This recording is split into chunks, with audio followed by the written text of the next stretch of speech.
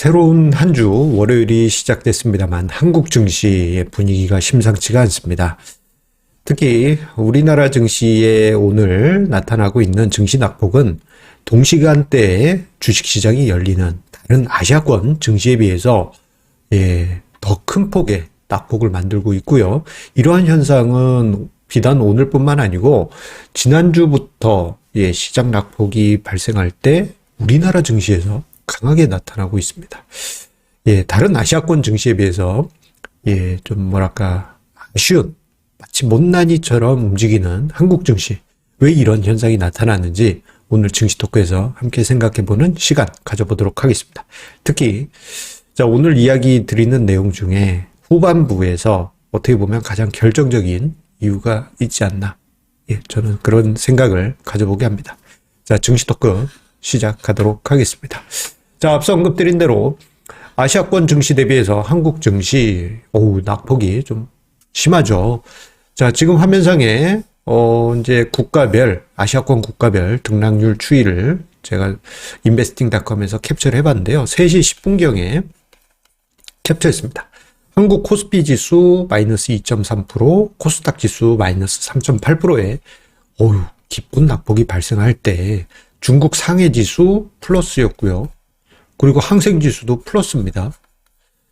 일본 토픽스나 대만 가권 지수가 마이너스 하락률을 기록했다고는 하지만 한국 증시의 등락률에 비해서는 절반 정도에 불과합니다. 최근 이러한 현상이 오늘만 나타나는 것이 아니고요. 최근 반복적으로 나타나는 것 같습니다. 왜 이런 현상이 나타나는 것일까요? 그 이유에 대해서 여러 가지 이유가 언급이 되겠지만 저는 이 문제가 가장 큰 문제가 아닐까 싶습니다. 바로 매일 그리고 특히 오전장에 매일 특히 오전장에 관찰되는 무자비한 매물, 무자비한 기계적인 매물 때문이라는 생각을 하게 됩니다. 오전장에 쏟아지는 무자비한 기계적인 매물은 무엇일까요? 바로 빚투자금의 강제 청산입니다. 지금 화면상에 6월 13일부터 해서요, 오늘 6월 21일 오전장까지 코스닥 지수의 흐름을 캡처해서 분봉 차트로 해서 캡처해서 보았는데요. 보시게 되면은 거의 매일같이 장 시작하고 얼마 안 있어서 악성 매물이 나오면서 주가 지수가 크게 밀린, 그러면서 상승 종목 수는 거의 없고 하락 종목 수가 거의 대부분인 이런 상황이 반복적으로 나타났고, 오늘 같은 경우도 무자비한 하락이 발생했죠. 왜 이런 현상이 나타났느냐?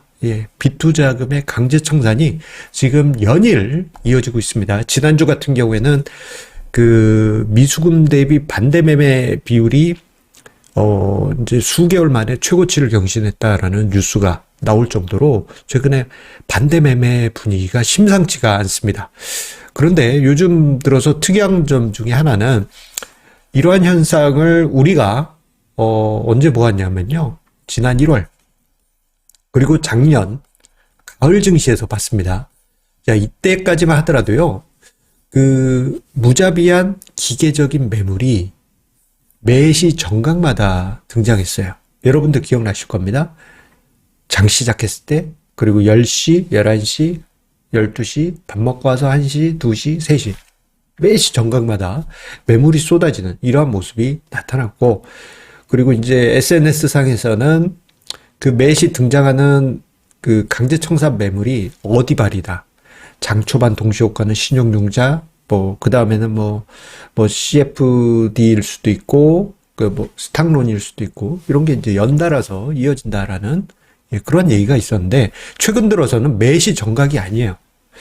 제가 생각하기에 여러 가지 이제 빚투 자금들을 반대 매매할 때, 이제 리스크 매니지먼트 시스템이라고 해서 빚투를 이게, 운영하는 그런 회사들의 리스크 관리 시스템들이 있거든요. 이게 매시 정각의 강제 청산 매물이 등장했었는데, 이제는 그러한 구분이 없는 것 같습니다. 그냥 쏟아내는 것 같아요. 특히 장 초반에 물리는 게 아닌가, 이런 생각이 들 정도입니다. 그러다 보니 오늘 아침에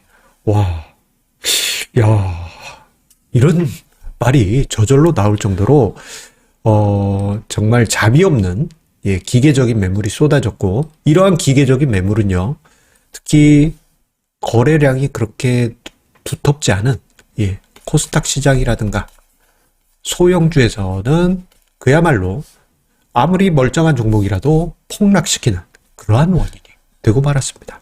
자, 이런 분위기가 오늘뿐만 아니고 지난주 월요일부터 해서 반복되다 보니 시장에는 큰 부담, 종목 단위에서는 악성 매물이 쏟아지는 원인이 됐습니다.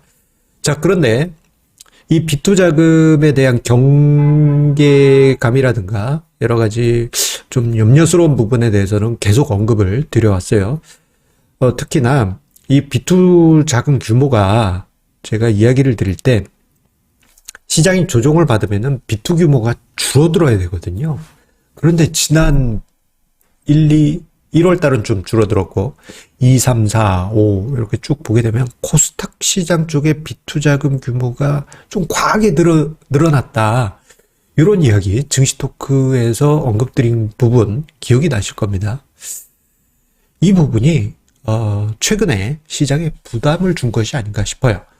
그러다 보니까 스몰캡을 중심으로 한 강제청산 매물이 나오면서 코스닥 시장, 코스피든 코스닥이든 소형주들에게 부담을 안겨주고 있어요. 그렇다면 지난주부터 봤더니 이제 신용융자가 수요일부터 해서 5천억씩 감소를 하고 있어요. 그렇다면은 좀 많이 줄지 않았을까? 그것을 가늠하기 위해서 저 같은 경우 예탁금 대비 신용융자 비율을 거의 매일같이 추적 조사하고 있습니다. 그런데 요 비율이 36.3%예요. 36.3%라는 이야기는 어느 정도 수준이냐? 이게 예탁금 대비 신용융자 비율이 40%가 넘어가면 그닥 그렇게 좋은 모습은 아닙니다.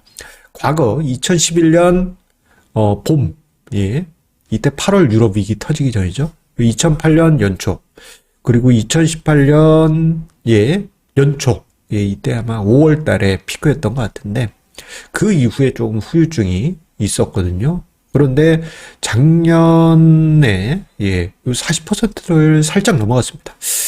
자, 이런 일이 벌어지지 않길 바랬는데 시장이 무거운 흐름 계속 이어지고 있고, 자, 그렇다면 요 예탁금 대비 신용융자 비율이 충분히 하락해서 30% 언더로 가 있었다면 부담이 크게 줄었을 것이다 라고 생각하겠지만, 아직 비투자금 규모가 예탁금 대비 36.3%라는 점을 감안해 보면 비투자금 규모가 이거 좀 아직 지켜봐야 되나 이런 생각이 들 정도입니다. 만약에 조금 시간은 걸리겠지만 30% 선 이하로 내려오고 만약에 20% 선까지 내려온다면 좀 뭐랄까 시장의 부담이 크게 줄어들긴 하겠지만요. 한동안은 이 비투자금의 강제청산, 그에 따른 후유증이 시장에 반복적으로 나타나지 않을까라는 염려를 해보게 되고, 그 흐름이 지난주부터 해서 이어지고 있습니다. 자, 한편 생각해 보면요. 자, 이러한 흐름은 왜 특히 우리나라에서 심하게 나타날까? 이 부분에 관해서는 이런 생각도 듭니다. 코인 시장 쪽발 레버리지 자금들의 여러 가지 청산 형태가 반영이 되는 게 아닌가라는 생각을 하게 돼요. 지난 주말 사이에 비트코인이 달러 기준 2만 달러 붕괴되고 18,000달러 선까지도 무너졌었습니다. 이 과정에서 국내 코인 시장 투자자분들 중에 비투자금을 과하게 사용하셨던 분들 좀 청산을 당하셨거나 아니면 강제 청산을 눈앞에 두고 계실 가능성도 있겠죠. 그런데 상대적으로 주식시장은 안전한 투자 자산이었기 때문에 그 주식을 팔아서 빚을 갚아야 되는 또는 증거금을 채워야 되는 이러한 상황이 아닐까라는 생각을 해보게 되고요. 또 하나는 코인 시장이 급락하면서 이거 저가 매수 아니야? 저가 매수 기회 아니야? 이렇게 생각하신 분들이 많지 않나 싶어요. 그러다 보니 주식을 팔아서 물타기 매수에 들어간 것이 아닌가라는 그러한 추정을 해보게 됩니다. 이러한 부분을 감안을 해보게 되면은 참 한편으로는 염려스러운 것 중에 하나가 과연 지금 우리나라 국내 투자자분들 중에 코인 시장 쪽으로 넘어간 자금이 얼마나 많은 것이냐. 이 부분에 관해서 퀘스천을 정말 많이 그리지 않을 수가 없습니다. 생각보다 과한 반응이 지금 주식시장에서 나타나기 때문이죠. 자, 코인 시장의 등락률의 대략 10분의 1 정도가 코스피 시장에 영향을 미치지 않나? 라고 제가 그렇게 추정을 하곤 한다라고 이야기 드렸는데, 일정 부분, 오늘 증시에 부담을 주고 있는 것으로, 비슷한, 그 비율에 맞춰서 영향을 주고 있는 것으로 보여집니다. 자, 문제는 이 과정에서 우리가 원치 않게 많은 종목들이 큰 하락을 경험하고 있다라는 점이 참 아쉬운 대목이 아닐 수 없겠는데요. 자, 그렇다면 우리가 이러한 상황에서 또 공포에만 떨어야 되느냐.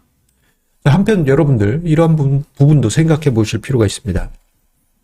지금 시장에서 하락하는 종목들 보게 되면요. 버블 권역에 있어서 재가치를 찾아서 급하게 하락하는 종목들도 있을 거예요. 이거 그러려니 합니다.